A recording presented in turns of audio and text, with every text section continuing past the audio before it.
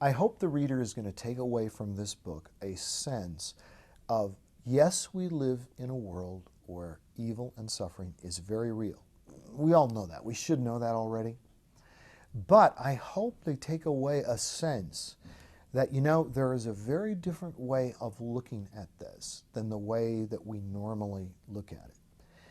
And that is that there are reasons for, purposes in, God's permission of evil and suffering in this world. And that God is greater than the evil and suffering. He is sovereign, and He is a God of sovereign grace and goodness. And it really is true what Romans 8 says. The sufferings of this present time aren't worthy to be compared with the glory that will be revealed in us. And God is working all things, and in the context it's talking about suffering and evil. All this suffering and evil, He is working it together for good to those who love God, to those who are called according to His purpose.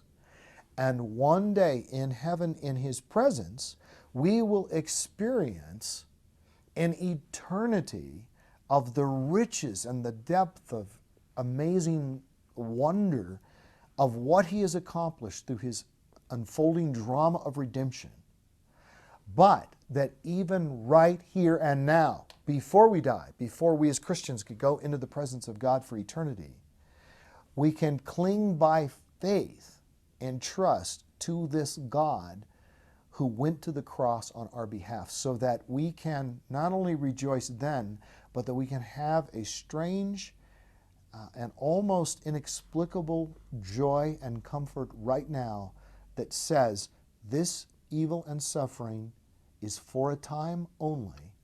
It will pass, but I will spend eternity with God and loved ones who know Jesus in a world where I will always be able to look back and see that, yes, God was right. It really was worth it, because God would not have made this world and allowed it to experience this evil and suffering without knowing that in the end it would be worth it.